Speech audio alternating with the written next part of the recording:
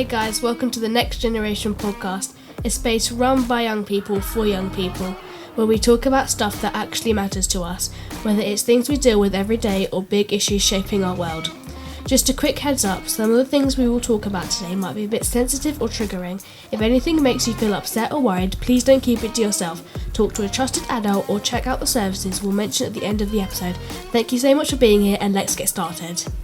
This is Next Generation Podcast, a Sporting Aid project produced by Ragdoll Media, made possible with the help of Safer Streets Bedfordshire, Bedfordshire Community Foundation, Bedford Borough Council, Bedfordshire Police, 4YP UK and Nexus Mentoring. This podcast is based on the topic of knife crime and how this is impacting us as young people.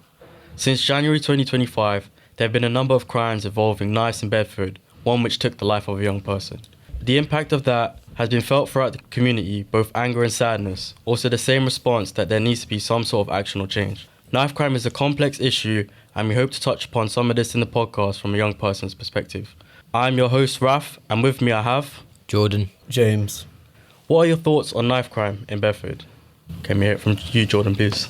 I personally believe that knife crime is at an all-time high, not just in Bedford, but in the entire of the UK. People expect to carry knives, so if that's peer pressure between friends or if they just think it's cool. But there's a lot of different reasons for why some people carry knives. I think we need to touch on that. James? Well, I agree with Jordan that it's not just in Bedford, it's everywhere in the UK. It could be London, Edinburgh, anywhere and everywhere. Have any one of you or someone you know ever been involved in a situation where a knife was present? I know quite a few people that have been involved with either carrying knives or have been in a situation where a knife has been used. I didn't necessarily grow up around a place where knives were often seen, but I know people that have fallen down a wrong path and have decided to carry knives with them and make silly decisions. And how does that make you feel now? Kind of feel bad because it's like some people I know, wouldn't seem like the type of person to carry a knife or put someone else at harm. So it's kind of a bit of a shock to think about sometimes. I mean, I haven't personally been around people that's carried knives or any type of illegal stuff to try put at harm's risk or anything. But from what I've heard from people online is that even though that they've been involved, they wish that they never started because it leads the wrong pathway, and it's just a risk that people take because they don't trust themselves on doing good in life. Are there any factors in the environment that contribute to this? I think it depends on some people's surroundings. If they're surrounded by people who carry knives and follow a bad lifestyle, they're more likely to carry out that lifestyle because they're seen as role models or someone they look up to. So that can affect why someone may carry a knife. How do we all feel about our safety in the community regarding knife crime? Do you guys feel unsafe? I personally don't feel unsafe, but I don't feel completely safe most of the time. That's mainly because, I mean, if I have to go somewhere or do something and if I see someone that looks a little bit mysterious or clothed in dark clothes or like kind of acting shady, it sometimes does make you wonder, what are they doing? Am I in trouble here? Do I have to worry? That can sometimes affect what I'm thinking. Why is it that certain things make you feel unsafe? I think it depends on the environment you're in again. If I'm out and I'm walking home, if there's like a dark alleyway, for example, and I see someone, especially with fashion trends, like people wear balaclavas or ballies as some people know them. Because obviously it's kind of mysterious. You see them as, you don't really know who they are. You can't really see their face. And most people judge other people by what they look like and what they're doing. So when you see someone acting mysterious and you don't really know what they're doing, it kind of raises a question in your head. Am I like safe in this situation? Or should I cross the road instead of walking past this person? Kind of in a fight or flight thought without even having a knife in the situation. And you, James, do you feel unsafe?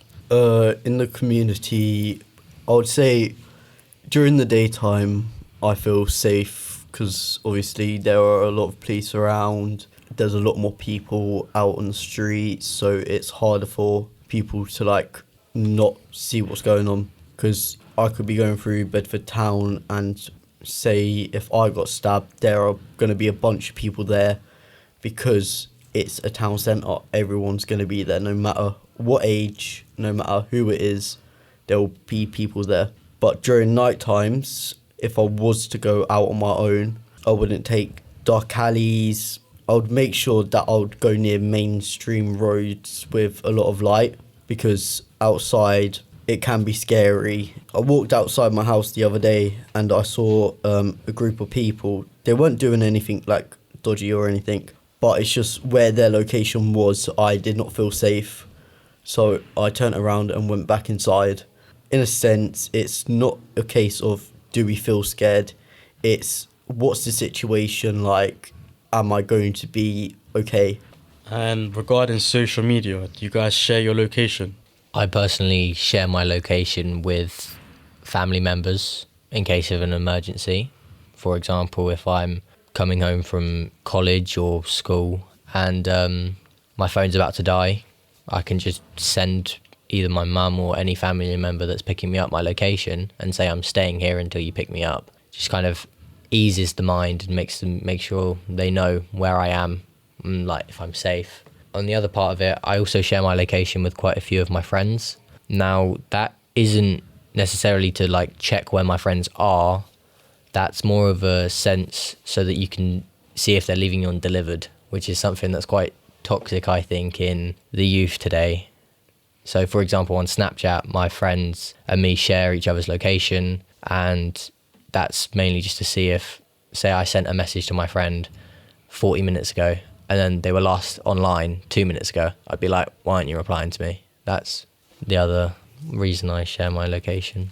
So with my experience regarding the social media, I share my Snapchat location with my family members because Snapchat is one of the main sources of social media. And if I'm on it, they can see my location, they can know the exact time I was last on it. And it's just nice to know that you can trust your family members to see where everyone is. And especially now that I'm driving, if certain, family members are in a situation where they need picking up or their car's broken down, I can always go.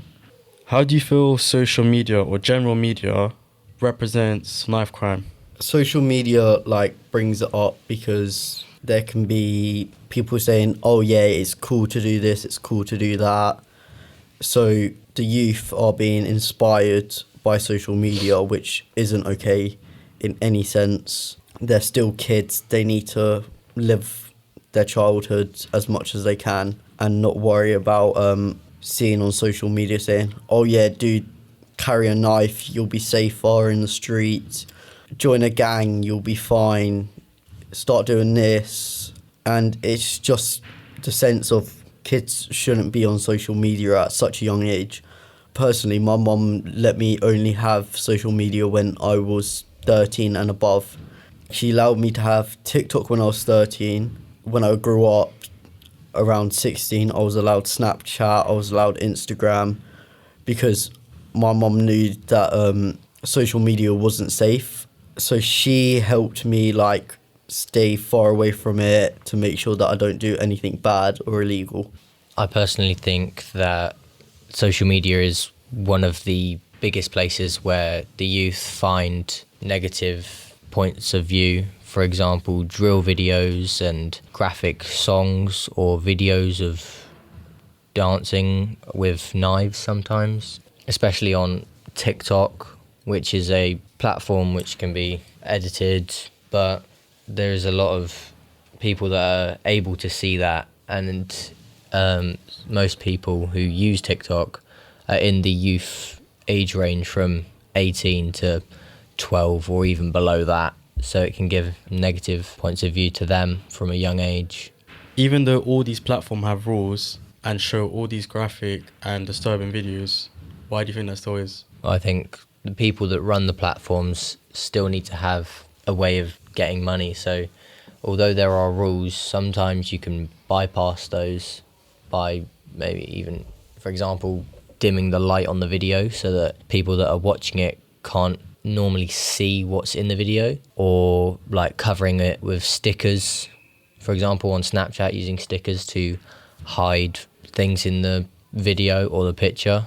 Even though the rules will still be there, the social media apps don't take full effect of what's been posted and whatnot. Sometimes I even scroll through my Instagram and there's always weapons being posted about. Even though these apps have these certain rules, they won't always stick to it because there's so many posts being posted, so they can't keep up with the amount of posts to all the rules. So I think some of the pictures, videos, anything will bypass the app's community guidelines and shows that everything that goes on in that one video to young people.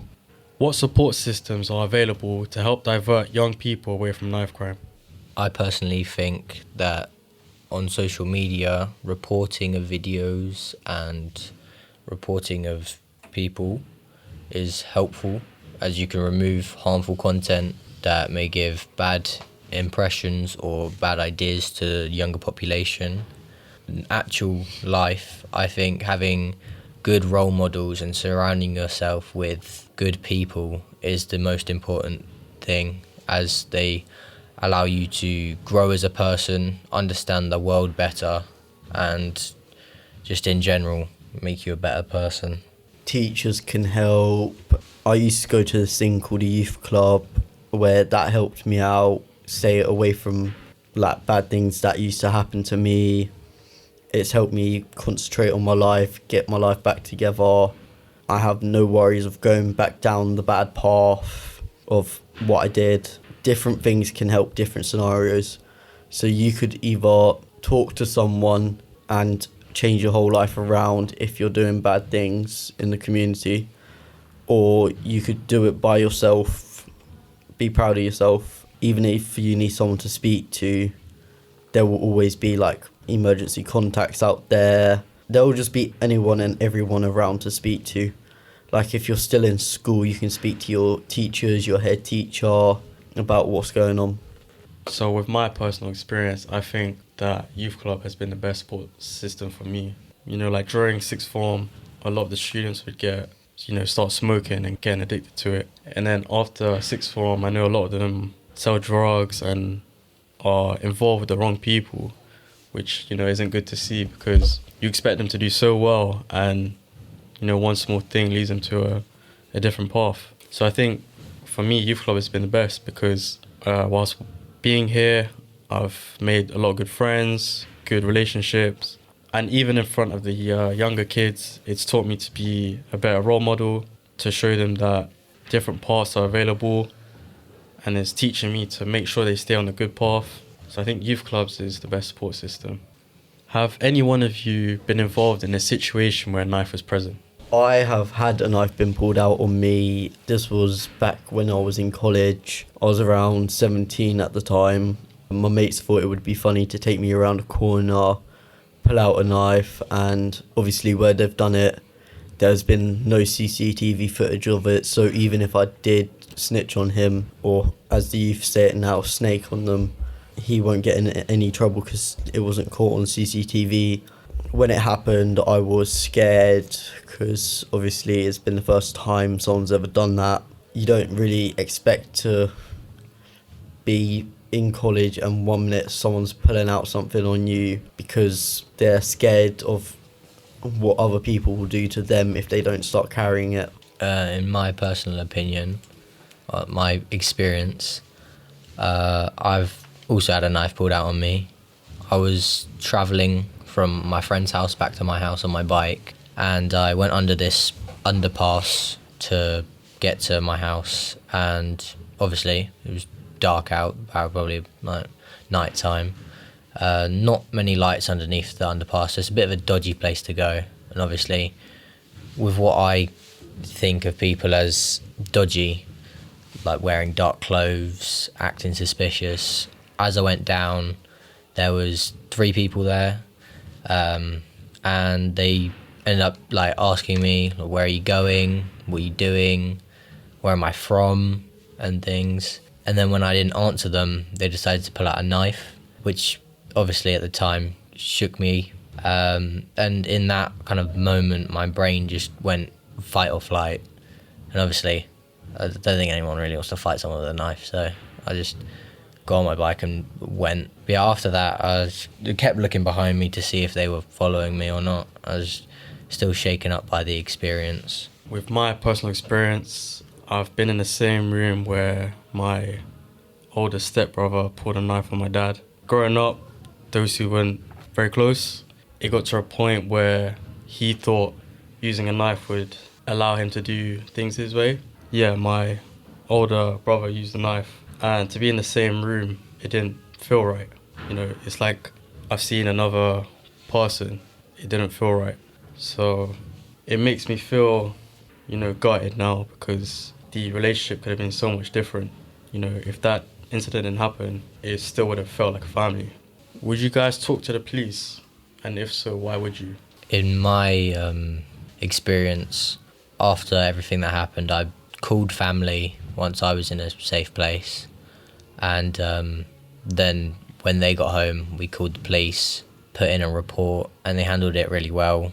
They asked me for descriptions of the people, their build, and what they were doing, where they were at, what they were doing. And it just kind of felt comforting to know somebody was there to care and to kind of to try and help the situation, as it kind of calmed my nerves. With my personal experience, I didn't speak to the police because it wasn't serious in the sense that obviously I was actually hurt in it. It was more fact that it was scary enough to be shown to me and someone holding it up to me. But obviously I couldn't go to the police because, like I said, there was lack of CCTV evidence. I just couldn't really speak to the police, couldn't really speak to my family members about it because no one's been in a situation like I have. With my personal experience, I didn't have to talk to the police. They said I was too young to give a statement. Growing up, I feel like I would talk to the police because I felt like the police dealt with the situation the best they could. And that is the police job, to make sure everyone's safe. So I definitely would talk to the police, now in the future. And I wish I could have done in the past, just so that safety is there and that we feel safe. What do young people need to do in order to open up about their worries? To truly open up about what people or young people are worrying about, they need a safe environment or a person that they trust to really open up, because otherwise they can't fully express how they feel, as if there's a barrier stopping them. It's like a communicational issue with young people because once they feel like they've spoken to someone, people might look at them different, saying, oh, why are you talking to someone about your personal feelings? Man up, you're a boy. It's just a sense of insecurity within the youth by opening up to a teacher or the police. It's just a sense of security if they do, because then they know someone has either gone through that or now they've done it themselves, that they can trust people. I feel like it's different from boys than girls, because girls have a lot more people to open up to, whereas boys, they've either been told to man up, they've been told to act like a boy. So pretty much, in a general sense, men have it, I wouldn't say have it a lot harder, I just say that with their personal feelings, I say it's a lot harder to get it across, because we've been told to man up so many times in the past that we don't know who to turn to talk to. I think it is linked to knife crime because obviously that's why people might be carrying knives, because of that false sense of security in an area that they don't feel comfortable in. Say if it was me and I got told to man up on the streets, you shouldn't be turning to these people, them people. Obviously, I would feel scared. I would obviously have to man up because that's what I've been told. So it's more of a sense of insecurity about obviously talking to someone about your own personal feelings.